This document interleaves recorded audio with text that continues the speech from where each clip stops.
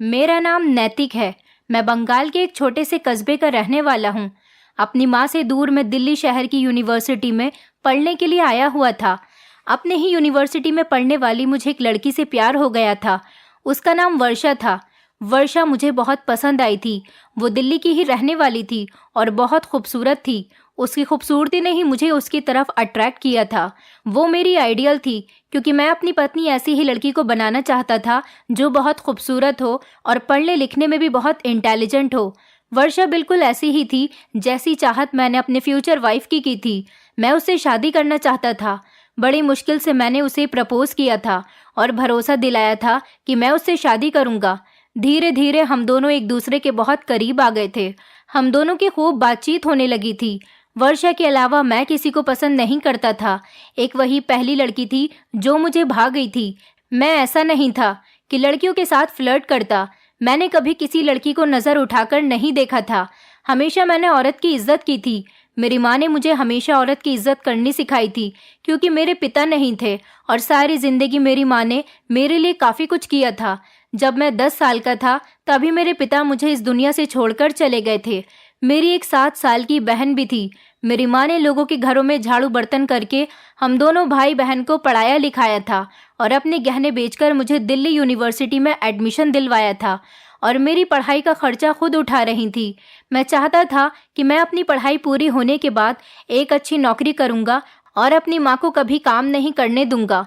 मेरी बहन ने तो इंटर करने के बाद स्कूल में टीचिंग करना शुरू कर दिया था, लेकिन मैंने अभी तक कोई नौकरी नहीं की थी। मुझे इस बात पर शर्मिंदगी भी महसूस होती थी कि अभी तक मैंने अपनी माँ का कोई साथ नहीं दिया।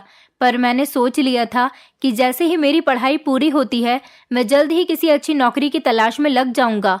मैं वर्षा से शादी करना चाहता था और अपनी माँ को उसके बारे में बताना चाहता था, लेकिन मैं जानता था कि जब तक मेरी नौकरी नहीं लग जाती तब तक वर्षा की फैमिली भी हमारी शादी के लिए तैयार नहीं होगी और मैं भी अपनी माँ से शादी के बारे में बात नहीं कर पाऊंगा। लेकिन मुझे उम्मीद थी कि वर्षा को देखने के बाद मेरी माँ कभी भी हम दोनों के रिश्ते के लिए इनकार नहीं करेंगी, क्योंकि वो बहुत खूबसूरत थी। मेरी माँ का हमेशा यही कहना था कि मैं खूबसूरत लड़की को ही अपने घर की बहू बनाऊंगी। अभी मुझे अपनी जवान बहन की भी शादी करवानी थी। बस मुझे जल्दी थी कि मुझे कोई अच्छी नौकरी मिल जाए।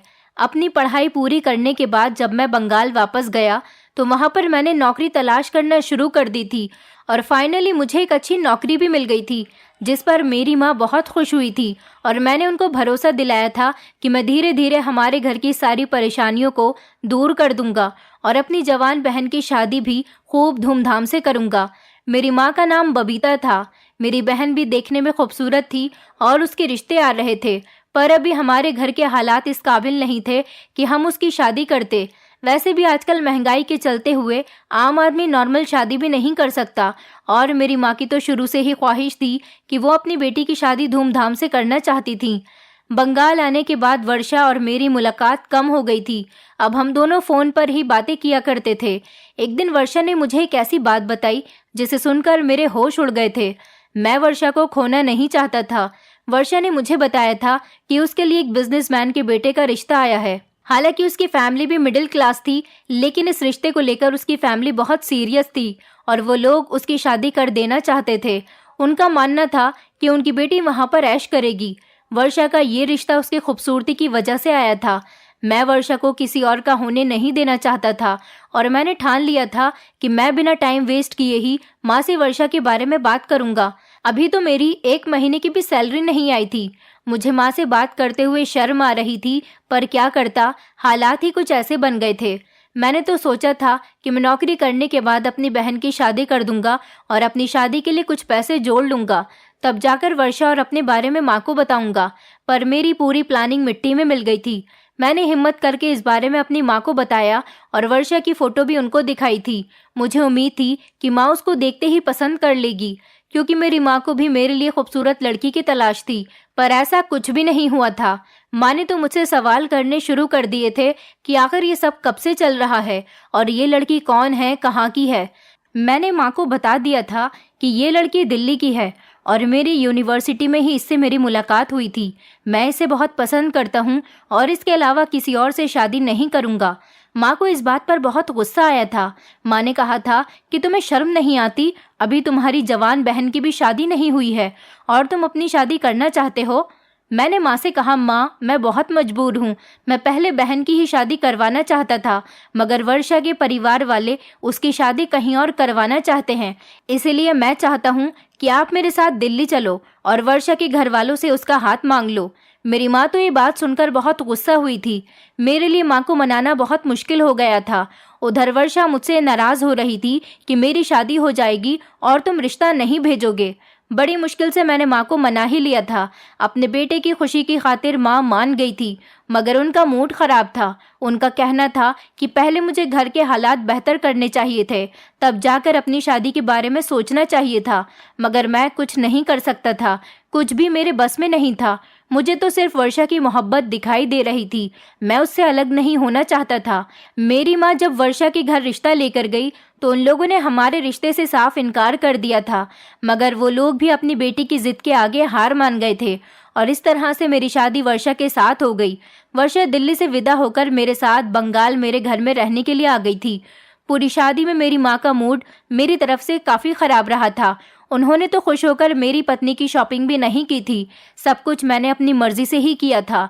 हालांकि मेरी शादी नॉर्मल सी हुई थी क्योंकि मैंने अपनी शादी के लिए लोन लिया था और अब मेरे ऊपर लोन का भी बोझ हो गया था। अब बस मुझे दिल लगाकर मेहनत करनी थी। मेरी जिंदगी मेरी पत्नी के साथ बहुत अच्छी गुजर रही थी, मगर मेरी माँ अभी तक वर्षा को एक्सेप्ट नहीं कर पाई थी। मेरी बहन भी मेरी पत्नी से बहुत खुश थी क्योंकि वर्षा मेरी बहन की फ्रेंड बन गई थी। मेरी पत्नी ने कभी मुझसे इस बात की शिकायत नहीं की थी कि तुम्हारी माँ ने अभी तक मुझे एक्सेप्ट नहीं किया।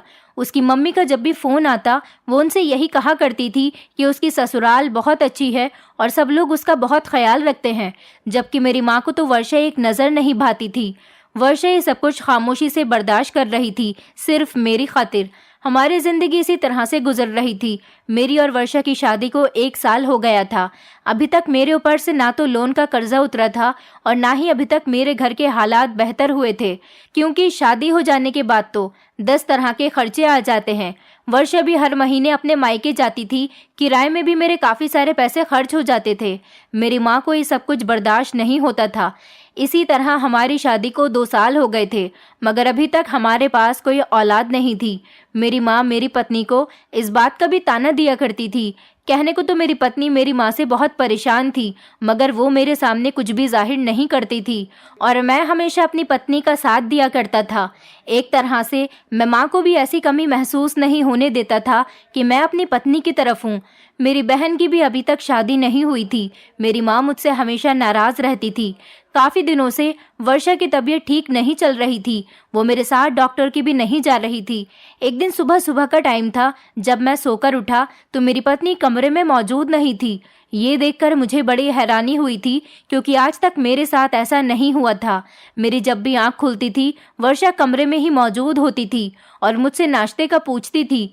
सुबह सुबह मुझे गुड मॉर्निंग कहकर जगाती, मगर आज वर्षा मुझे कहीं नज़र नहीं आ रही थी। मेरी शादी को 2 साल हो गए थे। वर्षा ने कभी अपने तौर तरीके नहीं बदले थे, मगर आज मैं कमरे में अकेला था। मुझे कुछ अजीब सा महसूस हुआ था, मगर आज जब मैं बाहर आया तो ये देखकर और ज़्यादा हैरान रह गया था कि मेरा घर आज बिल्कुल खाली पड़ा हुआ था। मैं माँ के कमरे की तरफ गया तो उनके कमरे में भी ताला लगा हुआ था। बहन भी घर में मौजूद नहीं थी। ये सब देखकर मेरा मूड ख़राब हो गया था, क्योंकि मेरे घर में ऐसी कंडीशन आज से पहले कभी नहीं हुई थी। आखिर मुझे सोता हुआ छोड़कर ये लोग कहाँ चली गई थी? मेरे दिल में तरह तरह की बातें आने लगी थी कि कहीं आस पड़ोस या रिश्तेदारी में किसी की मौत तो नहीं हो गई। लेकिन ऐसा नहीं था। अगर किसी की मौत होती तो ये लोग मुझे ज़रूर बताती। मैं बाहर आया तो पूरा घर बिखरा पड़ा हुआ था। कहीं चोरी डकैती तो नहीं हो गई? मेरे दिल में ये बात भी आई थी कि तभी मुझे घर के अंदर मेरी माँ और मेरी पत्नी आती हुई नजर आई।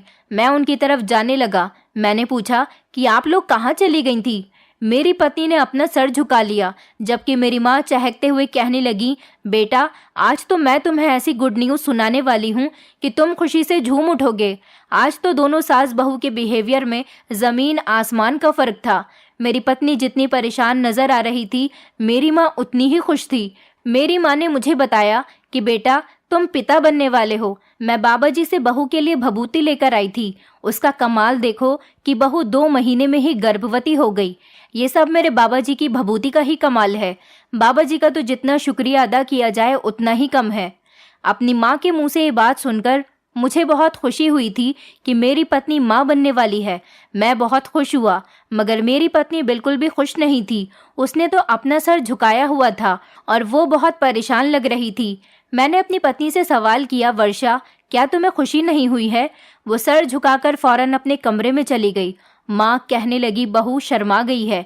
आज माँ मेरी पत्नी के साथ काफी खुश थी, मगर ये तो मैं ही जानता था कि मेरी पत्नी शर्माने से ज्यादा परेशान हो रही है।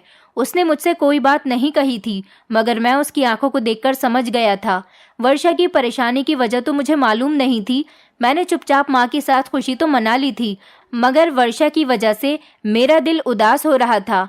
थोड़ी देर के बाद मेरी बहन भी अपनी फ्रेंड के घर से आ गई थी। वो भी ये खबर सुनकर बहुत खुश हुई थी। मैं कमरे में गया तो मेरी पत्नी बाथरूम में जा चुकी थी। वो मुझसे बात तक नहीं कर रही थी, जैसे मैं उसका बहुत बड़ा मुजरिम हूँ। मुझे वर्षा की ये बात पसंद नहीं आई थी, मगर इतनी बड़ी खुशी के मौके पर मैं उससे कुछ कहकर अपना मूड खराब नहीं करना चाहता था। मैं चुपचाप उसका इंतजार करने लगा। थोड़ी देर के बाद जब वो कमरे में आई तो मैंने उससे रिक्वेस्ट की और पूछा कि तुम्हें इस बात की खुशी नहीं है कि हम दोनों पेरेंट्स बनने वाले हैं? तो वो कहने लगी कि मैं बहुत खुश हूँ नैतिक, आप बेवजह ही ज्यादा सोच रहे हो। मैंने अपनी पत्नी की बात पर यकीन तो कर लिया था, मगर ये बात मेरी समझ नहीं आ रही थी कि आखिर वर्षा को क्या बात बुरी लगी हुई है। ऐसे तो वो पहले कभी रिएक्ट नहीं करती थी। वो बहुत खामोश खामोश सी थी और मुझसे भी कम बात कर रही थी। मैं तो चुपचाप अपनी माँ के तेवर देख रहा था, क्योंकि अब वही थी जो मुझसे सबसे ज्यादा बात कर रही थी। अब उनका मूड भी मेरी तरफ से ठीक हो चुका था। तभी माँ ने मुझसे कहा, बेटा मुझे 20,000 रुपये दे दो। दरअसल काफ़ी दिनों से तुम्हारी पत्नी की तबीयत खराब हो रही थी। मैं समझ गई थी कि तुम्हारी पत्नी प्रेग्नेंट है, इसलिए मैं तुम्हारी पत्नी को डॉक्टर के पास ले गई। डॉक्टर ने मुझे सख्ती से कहा है कि तुम्हारी पत्नी का बहुत ख्याल रखना है और इसे पौष्टिक खाना ही देना है, तब तक तुम्हारी पत्नी के अंदर जान नहीं आएगी। तुम देखते नहीं कि वर्षा कितनी कमज़ोर हो गई है। इसे खून की कमी है। जब तक ये पौष्टिक आहार नहीं लेगी तब तक इसके शरीर में खून नहीं बनेगा। इसीलिए मैं चाहती हूँ कि मैं बहू के लिए विटामिन्स और प्रोटीन से भरपूर ही खाना बनाऊं और इसके लिए ढेर सारे फल सब्जी लेकर आऊं, ताकि तुम्हारा होने वाला बच्चा सेहतमंद पैदा हो। माँ की बात सुनकर मुझे अजीब सा लगा था कि माँ अचानक से मेरी पत्नी के लिए इतनी अच्छी और फिक्रमंद कैसे हो गई थी, जबकि वो तो अपनी बहू के बारे में थोड़ी भी परवाह नहीं करती थी। मगर आज कहने लगी कि मैं अपनी बहू के लिए बाजार से ताज़े फल और सब्जियां लेकर आऊंगी। ये मेरी वही माँ थी जिन्होंने मेरी पत्नी को अभी तक एक्सेप्ट नहीं किया था और उसको घर की नौकरानी बनाकर रख दिया था। उसे बांझ होने के ताने भी दिया करती थी और आज वही माँ उसे आराम करने के लिए कह रही थी और उसकी इज्जत भी कर रही थी। उन्होंने मेरी पत्नी से कहा कि तुम्हें किचन में आने की अब कोई ज़रूरत नहीं है, तुम सिर्फ बिस्तर पर लेटकर आराम करो, डॉक्टर ने तुम्हें आराम बताया है।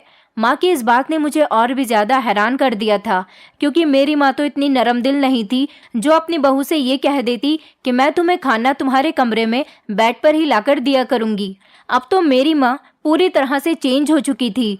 मेरी माँ ने मेरी बहन से भी कहा था कि घर के सारे काम तुम किया करोगी और खाना मैं बनाया करूँगी। मेरी बहू घर का कोई काम नहीं करेगी, मैं इसका पूरी तरह से ख्याल रखूँगी। माँ की बातों से मैं बहुत खुश हुआ था कि देर से ही सही, पर उन्होंने मेरी पत्नी को एक्सेप्ट कर लिया था और अब उनका मूड मेरी तरफ से भी ठीक था। फिलहाल उसी समय मेरी माँ ने मुझसे 20,000 रुपये मांग लिए और मार्केट चली गईं। उनके मार्केट जाने के बाद भी मैंने अपनी पत्नी से बात करने की कोशिश की, मगर मेरी पत्नी कुछ अजीब सा बिहेवियर कर रही थी। ऐसा लग रहा था जैसे वो मुझसे कुछ छुपा रही है या फिर बताना ही नहीं चाहती। मैं अपनी पत्नी को ज़्यादा जिद करके परेशान करना नहीं चाहता था। मेरे दिल में तो सिर्फ एक ही ख्वाहिश रहती थी कि मेरी पत्नी हमेशा खुश रहे और इसी तरह हमारा आने वाला बच्चा भी सेहतमंद रहेगा। मैंने अपनी पत्नी से कोई बात नहीं की। शाम का समय था जब घर के दरवाजे पर बेल बजी। मैं दरवाज़ा खोलने गया तो माँ घर में आई थी। उनके हाथ में एक काले रंग की थैली थी। मैंने अपनी माँ से कहा, माँ ये क्या है? तो उन्होंने कहा, बेटे मैं दूध लेकर आई हूँ तुम्हारी पत्नी के लिए, आखिर उसका ख्याल भी तो रखना है। माँ ने ये बात बड़े अजीब तरीके से कही थी। अपनी माँ के बारे में ऐसी बातें करते हुए मुझे शर्म आ रही है, मगर पता नहीं क्यों मेरी माँ उन दिनों में बहुत चालाक और शातिर लगने लगी थी। उनके हर एक अंदाज से तेजी झलकती थी। फिलहाल मैं खामोश हो गया था। माँ तेजी से उस थैली को लेकर किचन में चली गई थी और फिर उन्होंने किस समय मेरी पत्नी को दूध दिया मुझे तो कुछ पता ही नहीं चला। रात के समय हम लोग सो गए थे, क्योंकि मेरी पत्नी तो बिल्कुल खामोश हो गई थी, मुझसे किसी तरह की बातचीत नहीं कर रही थी। इसलिए मैं बोर हो गया था और मैं भी जल्दी सो गया था। सुबह जब मेरी आंख खुली तो मैं हैरान रह गया था कि आज मेरी पत्नी जागी नहीं थी, बल्कि बिस्तर पर ही सो रही थी और उसके हाथ पैरों पर लाल रंग लग रहा था। मैंने अपनी पत्नी के हाथ को सूंघ कर देखा तो ये खून था। ये देखकर तो मेरे होश उड़ गए थे। मैंने जब अपनी पत्नी को जगाया तो वो भी अपने हाथ पैर देखकर दंग रह गई थी और अपने आप से डरने लगी थी। मेरी पत्नी की हालत बहुत बुरी हो गई थी। वो बुरी तरह से रो रही थी। ये सब शोर शराबा देखकर मेरी माँ और बहन भी कमरे में आ गई थी। मेरी पत्नी को कुछ नहीं पता था कि उसके हाथ पैर पर ये खून कहाँ से आया। मुझे लगा कि कहीं मेरी पत्नी के चोट तो नहीं लग गई, मगर वो तो बिल्कुल ठीक थी और रात के समय बिल्कुल सही सोई थी। अपने हाथ पैरों पर खून देखकर वो भी बहुत परेशान हो रही थी। इस बारे में हम लोगों को कुछ भी नहीं पता था। मेरी माँ ने कहा कि हो सकता है तुम्हारी पत्नी के रात कहीं पर चोट लग गई हो और इसने ध्यान न दिया हो, मगर मेरी पत्नी तो बुरी तरह से रो रही थी। आज जो कुछ भी हुआ था वो बड़ा ही अजीब था। मेरी पत्नी ने अपने हाथ पैर धो लिए तो वो सारा खून साफ हो गया था। मेरी माँ मेरी पत्नी की इतनी सेवा कर रही थी, फिर भी मेरी पत्नी उनसे खुश नहीं थी और उसका मूड खराब था। लेकिन इधर मेरी माँ मेरी पत्नी के बारे में बड़ी अलग अलग सी बातें कर रही थी। अगले दिन फिर से मेरी माँ सुबह के टाइम पर कहीं चली गई थी और शाम को मेरे ऑफिस से आ जाने के बाद ही घर को वो वापस आई थी और आज फिर उनके हाथ में काले रंग की थैली थी। उन्होंने कहा कि मैं बहू के लिए दूध लेकर आई हूँ। वो उस थैली को लेकर किचन में चली गई थी। उन्होंने मेरी बहन से सख्ती से कह दिया था कि ये दूध बहू के लिए ही है। मैं बहू के लिए प्योर और महंगा वाला दूध लेकर आई हूँ। मुझे अपनी बहू का बहुत ख्याल रखना है। इस दूध को तुम नहीं पीना। मेरी माँ का कहना था कि डॉक्टर के कहने के मुताबिक बहू को ज्यादा मात्रा में दूध पिलाना है ताकि बहू और बच्चे के अंदर कैल्शियम की कमी न रहे। माँ की इस बात से मैं बड़ा हैरान था। मेरी माँ कभी भी महंगा सामान लेकर नहीं आती थी। अगले दिन मैं फिर से हैरान रह गया था। आज खून मेरी पत्नी के हाथ पैरों पर नहीं लगा हुआ था, बल्कि उसकी जगह पर हमारे बेड के नीचे एक बड़े से कटोरे में रखा हुआ था। इस खून को देखकर तो अब की बार मैं चौंक गया था कि आखिर ये किसकी हरकत है। मेरी माँ और बहन को भी इस बारे में कुछ पता नहीं था और मेरी पत्नी थी कि उसने तो बिल्कुल ही चुप्पी साध ली थी। वो तो अजीब पागलों जैसी हरकतें करने लगी थी। ना किसी से बात करती थी, ना ही हंसती मुस्कुराती थी, सिर्फ रोती रहती थी या फिर खामोश रहती थी और वो दिन ब दिन कमजोर होती जा रही थी। मेरी माँ ने कहा कि हो सकता है बेटा ये खून नहीं हो बल्कि कोई लाल रंग हो, तुम्हारी पत्नी ने रख दिया हो। मगर मेरी पत्नी तो कुछ बताने के लिए तैयार ही नहीं थी। मैंने नाली में ले जाकर वो कटोरे में रखा हुआ खून बहा दिया था। मुझे कुछ समझ नहीं आ रहा था कि ये सब कुछ क्या हो रहा है। अगले दिन मैं ऑफिस से जल्दी घर आ गया था। मैं जैसे ही अपने कमरे में गया तो मेरी माँ मेरी पत्नी को सब्जियों का सूप पिला रही थी और मेरी पत्नी उसे पीने से इनकार कर रही थी। मेरी माँ ने मुझे देखते ही कहा कि देखो बेटा, इस सब्जियों के सूप को पीने से तुम्हारी पत्नी और तुम्हारे बच्चे की सेहत अच्छी हो जाएगी, मगर तुम्हारी पत्नी है कि पी ही नहीं रही है। आजकल की औरतों के बहुत दिमाग हैं, सही चीजें खाती ही नहीं हैं और गलत चीजें सुबह शाम खाती हैं। माँ का लंबा चौड़ा लेक्चर सुनने के बाद बेचारी वर्षा ने खामोशी से किसी तरह सूप का कड़वा घूंट भर के उसे पी लिया था। मुझे अपनी पत्नी पर तरस भी आ रहा था, मगर मेरी माँ ये सब उसकी और उसके बच्चे की अच्छी सेहत के लिए ही तो कर रही थी। मैं भी अपनी माँ के आगे मजबूर हो गया था। मैं उन्हें कुछ भी नहीं कह सकता था। चुपचाप वर्षा ने वो सूप खत्म कर लिया था, मगर इसके बाद माँ के तेवर फिर से बदल गए थे। रात का समय हुआ तो मेरी पत्नी दर्द से तड़प रही थी। वर्षा के चेहरे से ही उसकी हालत को समझा जा सकता था। वो मुझसे कहने लगी कि मेरी तबीयत ठीक नहीं है, प्लीज़ मुझे डॉक्टर के पास लेकर चलो। लगता है कि मुझे उल्टी आ जाएगी। मेरे सीने पर बहुत ज़्यादा जलन हो रही है। वर्षा की हालत देखकर और उसकी बातें सुनकर मैं परेशान हो गया था, मगर माँ बाहर खड़ी हुई ये सारी बातें सुन रही थी। माँ कमरे के अंदर आ गई और मेरी पत्नी को तसल्ली देते हुए कहने लगी कि ऐसा कुछ भी नहीं है बहू, शुरू शुरू के दिनों में तो ऐसा ही होता है। अभी तुम्हारा पहला बच्चा है, इसलिए तुम्हें कुछ पता नहीं है। इन दिनों में औरत की तबीयत ऐसी ही खराब रहती है। मगर मेरी पत्नी की तो पहले महीने में ही बहुत ज़्यादा तबीयत खराब थी। जब से उसे पता चला था कि वो प्रेग्नेंट है, तब से ही वो उदास उदास सी रहने लगी थी और धीरे धीरे कमज़ोर भी हो रही थी। मेरी माँ ने कहा कि बात बात पर डॉक्टर के पास जाओगी तो तुम्हें वहम हो जाएगा, इसलिए बेहतर यही होगा कि बस तुम अपना ख्याल रखो और ज़्यादा से ज़्यादा आराम करो, तुम कुछ ही देर में ठीक हो जाओगी। मेरी पत्नी वर्षा फिर से रोते रोते खामोश हो गई थी। उसका बस नहीं चल रहा था कि वो भागकर डॉक्टर के पास पहुंच जाए, लेकिन वो चुप हो गई थी। वैसे भी कोई भी इंसान ज़्यादा देर तक अपनी सेहत की तकलीफ बर्दाश्त नहीं कर सकता। इसी तरह से एक हफ्ता गुजर गया था। मेरी पत्नी की तबीयत अब दिन ब दिन बिगड़ने लगी थी, लेकिन हर रोज़ सुबह को एक कटोरा खून हमारे बेड के नीचे से ज़रूर मिलता था। मैं जब भी सुबह सवेरे अपने चप्पल बेड से निकालने के लिए बेड के नीचे झुकता था, तभी मुझे वो कटोरा नजर आता था और मेरी पत्नी तो अब ज्यादातर बिस्तर पर ही रहती थी। समझ नहीं आ रहा था कि आखिर ये खून का कटोरा हमारे कमरे में कौन रखता है, जबकि मैं याद से रात को कमरे का दरवाज़ा बंद करके सोया करता था। मेरी पत्नी की तबीयत हमेशा ही खराब रहती थी। उसे इतनी तकलीफ होती थी कि वो बिस्तर से आराम पर सो भी नहीं सकती थी। वो बार बार मुझसे यही कहती थी कि प्लीज़ मुझे डॉक्टर के पास लेकर चलो। मुझे भी उसकी फिक्र होती थी।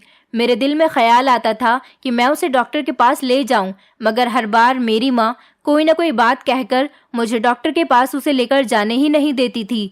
एक दिन तो मेरी पत्नी कहने लगी कि प्लीज़ मुझे डॉक्टर के पास लेकर चलो, मैं तुम्हारे आगे हाथ जोड़ती हूँ। अगर ऐसा नहीं हुआ तो मैं इस दुनिया से चली जाऊंगी। तुम्हें मेरी फिक्र नहीं है, तुम मेरे पति होकर भी मेरी बात का यकीन नहीं कर रहे हो। मेरी पत्नी सारा दिन कोई बात नहीं करती थी, मगर जब उसे दर्द होता तो वो बहुत रोती थी और रो रो कर मुझे अपनी परेशानी के बारे में बताया करती थी। पता नहीं उसको क्या हो गया था। मैं उसकी बातें सुनता तो मुझे बहुत एहसास होता था और मैं सोच में पड़ जाता था। मुझे उसकी बातें और नज़रें काटने लगी थी। आज उसके ज़्यादा रिक्वेस्ट करने पर मैं उसको ज़बरदस्ती डॉक्टर के पास ले गया था, क्योंकि आज उसको बहुत ज़्यादा दिक्कत आ रही थी और उसकी तबीयत ठीक नहीं थी। मुझे लग रहा था कि कहीं मेरे बच्चे को और मेरी पत्नी की जान को कोई खतरा ना हो जाए, इसलिए मैंने माँ की भी कोई बात नहीं सुनी थी। मैंने उससे कह दिया था कि मैं आज तुम्हें अस्पताल लेकर जाऊंगा। माँ ने मुझे मना किया था, मगर मैं नहीं रुका, क्योंकि मुझे मेरी पत्नी की बहुत फिक्र थी।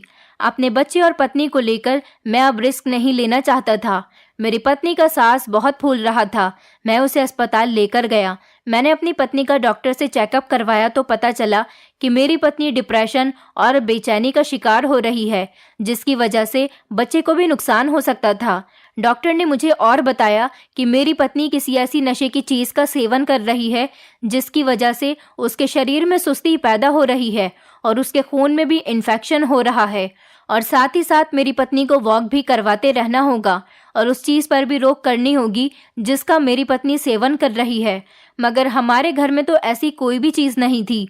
इस बात से तो मैं सोच में पड़ गया था, और ना ही इससे पहले मेरी पत्नी कभी ऐसी थी, बल्कि मेरी पत्नी बहुत फुर्तीली थी। कभी भी उसे कोई ऐसी सुस्ती की शिकायत नहीं हुई थी, मगर अब वो बहुत सुस्त रहने लगी थी। ये बात बड़ी खतरनाक थी। मैं जब घर आया तो मेरी माँ मेरा इंतज़ार कर रही थी। मुझे देखते ही वो कहने लगी कि क्या बता दिया डॉक्टर ने तुम लोगों को? तुम्हें भगवान पर यकीन नहीं है और अपनी माँ पर भी यकीन नहीं है। तुम जैसे लोग सिर्फ और सिर्फ बर्बाद होते हो। अब देख लेना, मुझसे शर्त लगा लो, तुम्हारा बच्चा तुम्हारे लिए मुसीबत की वजह बन जाएगा। उसे जन्म तो लेने दो, दुनिया में तो आने दो, फिर तुम पछताओगे। अपनी माँ की बात टालने वाले और उसकी इज्जत ना करने वाले हो, तुम बुरी तरह से पछताओगे। तुम्हें अभी समझ नहीं आ रहा कि तुम किस रास्ते पर चल पड़े हो, लेकिन एक बार तुम्हारी अपनी औलाद इस दुनिया में आ जाए तो तुम्हें समझ आ जाएगा कि तुमने अपनी माँ की बात ना मानकर कितनी बड़ी गलती की है। माँ का बिहेवियर तो बिल्कुल बदल चुका था। वो पहले की तरह हो गई थी। मुझे अपनी माँ से यही उम्मीद थी कि माँ कम से कम एक हफ्ते तक तो मुझसे और मेरी पत्नी से कोई बात नहीं करेगी, क्योंकि इससे पहले भी कई बार जब वो गुस्सा होती थी तो फिर एक हफ्ते से पहले पहले हम लोगों से बात नहीं करती थी, और तो और अपना खाना पीना भी अलग कर लिया करती थी।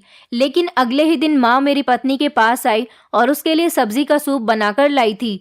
मेरी पत्नी से कहने लगी, बेटा मैं गुस्से में थी, मैंने जो भी कहा था मैं उस पर शर्मिंदा हूँ, तुम अपना ख्याल रखो। इस दौरान मेरी बहन का अचानक रिश्ता आ गया था।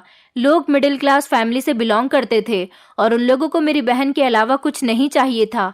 मेरी माँ का इस बात पर मूड खराब था। वो मेरी बहन की शादी धूमधाम से करना चाहती थी, मगर मैंने उनको समझाया कि लड़के वालों को सिर्फ हमारी बहन चाहिए, तो फिर हमें दहेज देने की या उसकी शादी धूमधाम से करने की क्या जरूरत है। मेरा भी तो इतना हिसाब नहीं है। बड़ी मुश्किल से मेरी माँ इस रिश्ते के लिए मान गई थी और मेरी बहन एक हफ्ते के अंदर अंदर विदा होकर अपनी ससुराल चली गई थी। लेकिन मैंने नोटिस किया था कि इस दौरान ना तो हमारे बेड के नीचे से खून का कटोरा निकला था और ना ही मेरी पत्नी के शरीर पर कहीं पर भी खून लगा हुआ होता था। लेकिन जैसे ही मेरी माँ मेरी बहन की शादी से फ्री हो गई तो दूसरे ही दिन से फिर से वही सब कुछ होने लगा। कभी मेरी पत्नी के शरीर पर खून लगा हुआ होता तो कभी कटोरे में बेड के नीचे रखा हुआ होता था। माँ का बिहेवियर तो मेरी पत्नी के साथ फिर से अच्छा हो गया था। उनका बदला हुआ बिहेवियर देखते हुए मैं परेशान भी था और हैरान भी था, क्योंकि घर में जो कुछ भी हो रहा था वो भी अजीब था और माँ का बिहेवियर भी मुझे परेशानी में डाल रहा था। मुझे अपनी माँ पर शक हो रहा था। माँ हर रोज घर से भी निकलती थी। अब तो मेरी बहन की भी शादी हो गई थी। वो मेरी गर्भवती पत्नी को अकेले ही घर में छोड़कर ना जाने कहाँ चली जाती थी, और जब मैं ऑफिस से आता तभी वो घर को वापस आती थी। अब मैंने अपनी माँ पर नजर रखनी शुरू कर दी थी। एक दिन मैं ऑफिस नहीं गया था और अपनी माँ से कह दिया था कि मैं ऑफिस जा रहा हूँ, क्योंकि मुझे आज अपनी माँ का पीछा करना था। और मैंने अपनी माँ का पीछा करना शुरू कर दिया था। मैं देख रहा था कि वो आखिर कहाँ जाती है। अब मुझे पता चल रहा था कि ज्यादातर समय मेरी माँ घर से बाहर ही गुजारती है, काफी देर तक घर से बाहर रहती है। इस बात ने मुझे चौकन्ना कर दिया था और मेरी पत्नी थी कि मुझे कोई बात ही नहीं बताती थी। मैं वर्षों से भी कोई बात पता नहीं कर पा रहा था। अब जो करना था वो मुझे खुद ही करना था, इसलिए मैं अपनी माँ का पीछा कर रहा था। मेरी माँ हमारे घर से काफी दूरी पर आ गई थी। मेरी माँ रिक्शे में थी और मैं भी रिक्शा में ही बैठा हुआ था।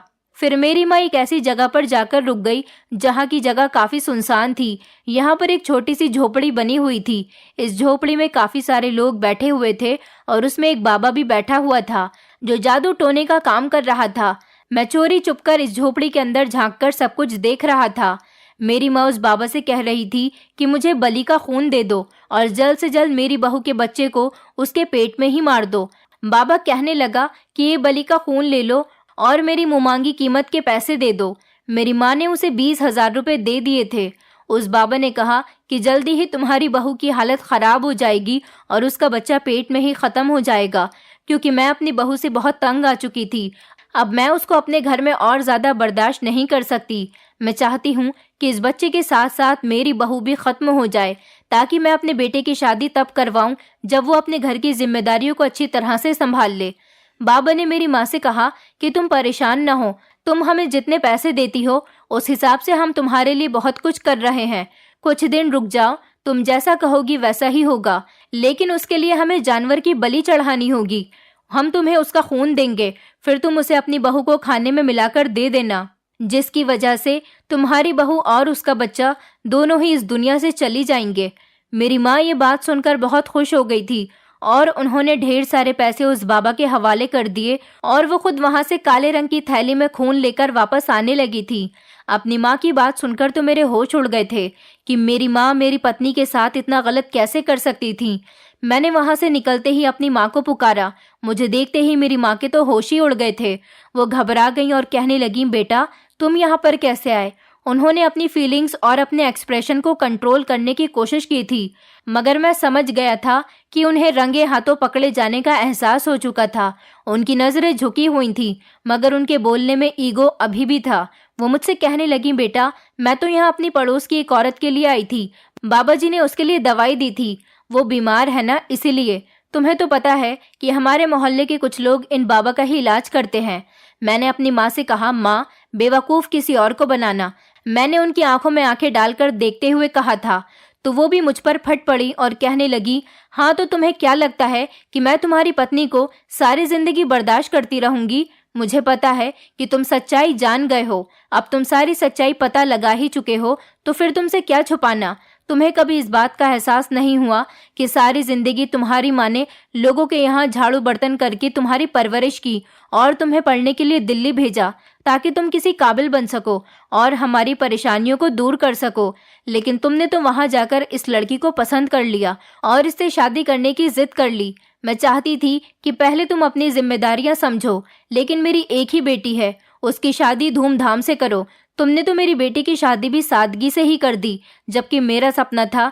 तुमने तो इस लड़की के चक्कर में अपनी माँ बहन को और घर की जिम्मेदारियों को समझने की कोशिश ही नहीं की। तुमने कभी इस बात का एहसास ही नहीं किया कि तुम्हारी माँ ने झाड़ू बर्तन करके तुम्हारी परवरिश की। अरे मैं चाहती थी कि तुम अच्छी जगह नौकरी करो और ज्यादा पैसे कमाओ, लेकिन तुम तो मुझे इतना करने के बावजूद भी अपनी कमाई नहीं दे सके। तुम्हें क्या लगता है कि इस महंगाई के दौर में मैं तुम लोगों का तो खर्चा उठा ही रही हूँ, साथ साथ तुम्हारे बच्चे का भी खर्चा उठाऊं? तुम मुझे घर में 1 टका नहीं देते, वो 20,000 रुपए भी तुमने मुझे अपनी पत्नी की देखभाल के लिए ही दिए थे, क्योंकि तुम अपनी पत्नी के दीवाने हो चुके हो और उसकी मोहब्बत में तुम्हें कुछ दिखाई नहीं देता। तुमने उसकी वजह से मेरे सारे सपनों को चूर चूर कर दिया, बल्कि तुम इसकी वजह से और ज्यादा कर्जदार हो गए। मुझे तो वो पहले से ही पसंद नहीं थी, बस मैंने तुम्हारी खुशी की खातिर उसे एक्सेप्ट कर लिया था। मैं उसे तुमसे दूर करना चाहती हूँ, इसीलिए मैंने अपना थोड़ा थोड़ा जेवर बेचकर इस बाबा से तुम्हारे बच्चे और तुम्हारी पत्नी को खत्म करने का इलाज करवा रही हूँ। यही वजह है कि तुम्हारी पत्नी अब तुमसे बात नहीं करती। हाँ, मैं ही थी जो हर रात तुम्हारी पत्नी के शरीर पर खून लगा दिया करती थी, क्योंकि बाबा जी ने कहा था कि अपनी बहू के शरीर पर खून लगाने से या फिर उसकी उस जगह पर खून का कटोरा रखने से जहां पर वो सोती है, तुम्हारी बहू धीरे धीरे बीमार रहने लगेगी और वो अपने पति से भी दूर रहेगी। तुम कुछ भी करोगे, वो तुम्हारे बेटे को कुछ नहीं बताएगी। यही वजह है कि तुम्हारी पत्नी का मुंह पूरी तरह से बंद हो गया है और जिस जानवर के खून की छींटे मैं उसके खाने में मिला देती हूँ, उसको खाने से उसकी सेहत खराब हो रही है, जिसकी वजह से अभी तक तुम्हारी पत्नी बीमार है और उसके पेट में तुम्हारे बच्चे की ग्रोथ भी नहीं बढ़ रही। तुमने मेरा बहुत दिल दुखाया है, भगवान तुम्हें इसकी सजा जरूर देगा। माँ की बातें सुनकर तो मेरा पारा हाई हो गया था। आखिर वो इतनी बुरी कैसे हो सकती थी? मैंने अपनी माँ से कहा, माँ, आपने मेरी पत्नी के साथ बहुत बुरा किया है। मैंने आपको कभी पैसे देने से इनकार नहीं किया, बल्कि मेरा भगवान जानता है कि मैं अपने घर के हालात को सुधारना चाहता था, पर कुछ जिम्मेदारियों में ऐसा घिर गया कि जैसा मैं चाहता था ऐसा कुछ भी नहीं हो सका। आप जो भी कर रही हो अपनी नफरत की वजह से कर रही हो, क्योंकि आपको मेरी पत्नी शुरू से ही पसंद नहीं थी और आप मेरी इतनी जल्दी शादी नहीं करवाना चाहती थी। इस सब में मेरा या फिर मेरी पत्नी का कोई कसूर नहीं है। आपने उसे कई तरह की बातें सुनाई, मगर वो बेचारी खामोशी से आपके साथ जिंदगी गुजारती रही है। आपने जो किया बहुत गलत किया, भगवान इसके लिए आपको कभी माफ नहीं करेगा। मेरी माँ अपनी गलती मानने के बजाय मुझ पर ही चढ़ रही थी। कहने लगी, बेटा, अभी तो तुम देखना कि भगवान तुम्हारे साथ क्या करता है। तुमने अपनी माँ का बहुत दिल दुखाया है, तुम्हें इसका जरूर बदला मिलेगा। देख लेना, तुम्हारा बच्चा इस दुनिया में कभी नहीं आएगा, और अगर पैदा हो भी गया तो जिस तरह से तुमने मुझे धोखा दिया है, इस तरह से वो भी तुम्हें धोखा देगा। मैंने अपनी माँ से कहा, बस माँ, खामोश हो जाओ। मेरी माँ वहां से चली गई थी और मैं काफी देर तक वहां खड़े होकर इस बात पर अफसोस करता रहा था कि मेरी माँ ने जो कुछ किया वो बहुत गलत किया। मैं घर आ गया था, लेकिन हैरान कर देने वाली बात ये थी कि मेरी माँ अभी तक घर वापस नहीं आई थी, जबकि वो मुझसे पहले ही घर से निकली थी। मैंने देखा कि मेरी पत्नी की तबीयत ठीक नहीं थी। मैं उसे डॉक्टर के पास लेकर गया तो डॉक्टर ने फिर से वही बात बताई थी। मेरी पत्नी कोई नशे की चीज नहीं ले रही थी, बल्कि इसी बाबा की वजह से, जो जानवरों का खून मेरी माँ को दे रहा था, उनकी वजह से मेरी पत्नी की ऐसी कंडीशन हो रही थी, क्योंकि वही खून मेरी माँ मेरी पत्नी को खाने में मिलाकर दे रही थी। थोड़ी देर के बाद खबर आई कि मेरी माँ का एक्सीडेंट हो गया और मेरी माँ अस्पताल में भर्ती है। मैं जब अपनी माँ से मिलने गया तो मेरी माँ की दोनों टांगें एक्सीडेंट में खराब हो चुकी थीं। डॉक्टर को मेरी माँ की टांगें काटनी पड़ गई थी। मेरी माँ ने जो किया था उसे उनकी सजा मिल गई थी। मेरी माँ को इस बात का एहसास हो गया था। उन्होंने मुझसे हाथ जोड़कर माफ़ी मांगी थी क्योंकि वो गलत कर रही थी, इसलिए गलत की सज़ा उन्हें ही मिली थी। मेरी माँ काफ़ी समय तक लाचार पड़ी रही क्योंकि अब मेरी माँ की कहीं भी जाने की हालत नहीं रही थी। अब वो घर में ही लाचार बनकर रहती थी। धीरे धीरे मेरी पत्नी की सेहत भी ठीक होने लगी थी। मेरी पत्नी ने समय पूरा होते ही एक सेहतमंद बच्चे को जन्म दिया था। मेरी माँ समझ गई थी कि गलत वो थी, गलत मेरी पत्नी या फिर मैं नहीं था। शायद इस घर के हालात सुधारना मेरे भाग्य में ही नहीं लिखे हुए थे क्योंकि मैं मेहनत से पीछे नहीं था। माँ को तो अपनी गलती का एहसास हो गया था। अब वो सारी जिंदगी के लिए लाचार हो गई हैं और हम दोनों पति पत्नी से माफ़ी मांगती हैं। एक माँ कितनी ही बुरी क्यों ना हो, पर वो कभी अपनी औलाद को बद्दुआ नहीं दे सकती। मेरे बिना कुछ किए बिना ही मेरी माँ ने मेरे साथ बहुत गलत किया था क्योंकि वो इस गलत फहमी का शिकार थी कि मैं घर की जिम्मेदारियां नहीं निभाना चाहता। मेरे बच्चे के कदम इस घर में इतने शुभ आए थे कि धीरे धीरे हमारे घर की परेशानियां खत्म हो गई थी। मेरी दूसरी जगह पर नौकरी लग गई थी जहां पर मेरी सैलरी काफ़ी ज़्यादा अच्छी थी, मगर मेरी माँ ठीक नहीं हो सकी। वो इसी तरह से लाचार एक तरफ बिस्तर पर पड़ी रहती है क्योंकि अब वो चलने के काबिल नहीं रही। मेरी पत्नी उनकी बहुत सेवा करती है। मैं अपने बेटे और अपनी पत्नी के साथ बहुत खुश हूँ, मगर मुझे अपनी माँ को ऐसे देखकर आज भी बहुत अफसोस होता है। दोस्तों, उम्मीद करती हूँ आपको हमारी कहानी पसंद आई होगी। कहानी पसंद आई है तो वीडियो को लाइक करें, चैनल पर नए हैं तो चैनल को सब्सक्राइब करें और हाँ, नोटिफिकेशन बेल को ज़रूर दबाएं ताकि अगली अपडेट सबसे पहले आपको मिले।